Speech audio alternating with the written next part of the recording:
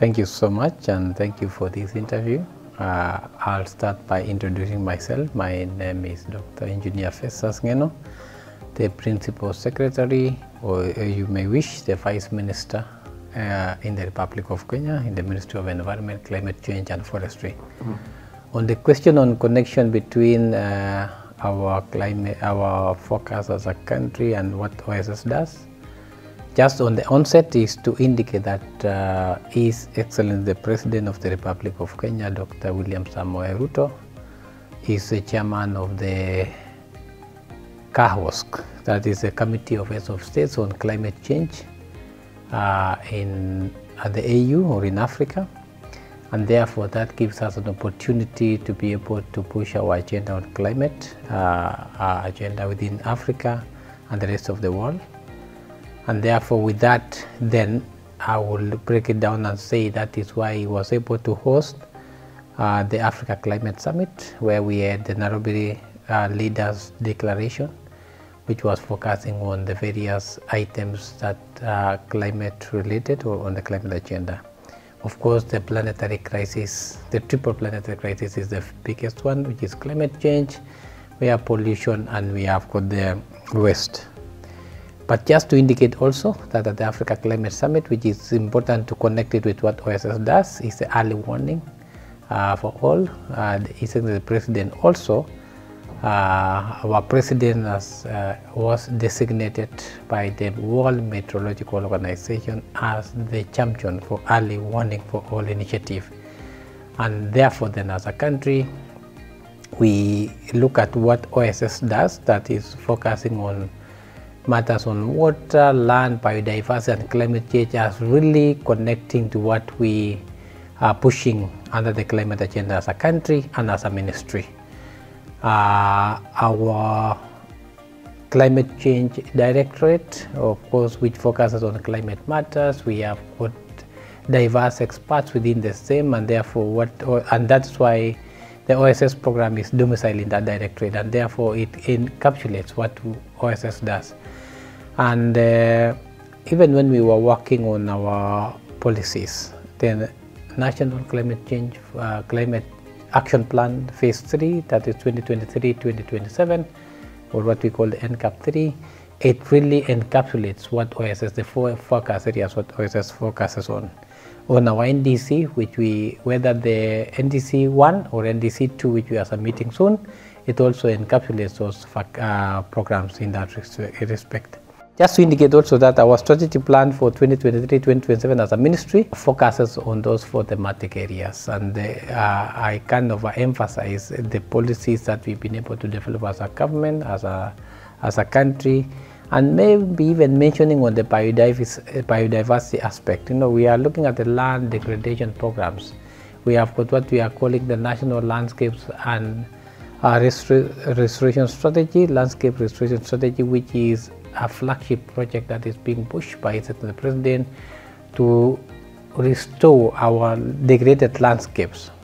From the current 8%, we are planning to plant up to 15 billion trees, raising our tree cover from 8%, 12.8% to 30% by 2032. So all those policies that we've been able to do, whether the NDC, the NCAP, our long-term emission strategy, our strategic plan for the ministry, all those policies encapsulates what OSS does. And therefore that's why we as a country, we are really proud to be associated with the program, and we look forward to pushing the agenda ahead in Africa.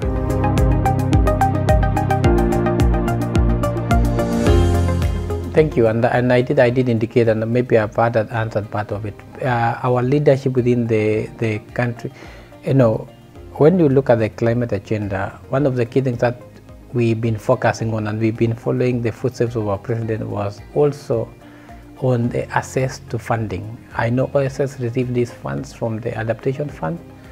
We've been having a huge agenda program as a country led by the president as the chair of African Union on the CAHOSC, looking at the reform agenda on the multilateral development banks, which of course we are looking at the IMF, we are looking at the World Banks, the FDP, so that funds are accessed easily for climate purposes. Most of the I'm happy that this program focuses largely or majorly within the African region, whether North Africa or Sub-Saharan. I know there has been that debate by North Africa and the Sub-Saharan, but anyway, in Africa, where the climate crisis is so severe, the vagaries of climate change, we are the one that suffers the brunt.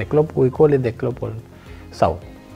And therefore, the focus has been looking at the multilateral development reform architecture to be able to provide a proper response. We have been saying that the funds that are coming in should be able to come at a scale that is so urgent. The urgency of the climate crisis. When climate strikes or a disaster strikes, it doesn't wait for you to go through all the processes in terms of how we are going to assess this funding.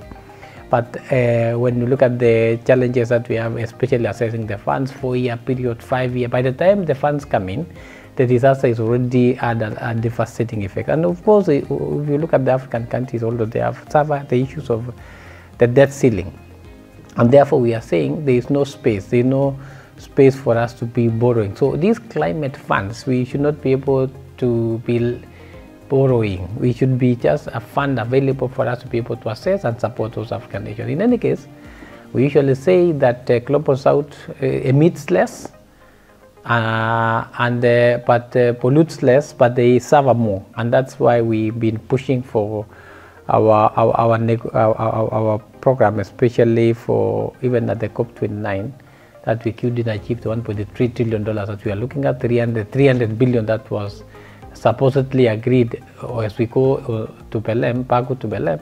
We are saying that's one of the key things that we are going to focus more and looking at more on the adaptation funds and how it could be assessed easily by the African continent and the nations. We are endowed with abundant resources, the carbon sinks, whether the green minerals, the forests, and so forth. But the point has been, how then do we leverage that to be able to assess this financing from these developed countries?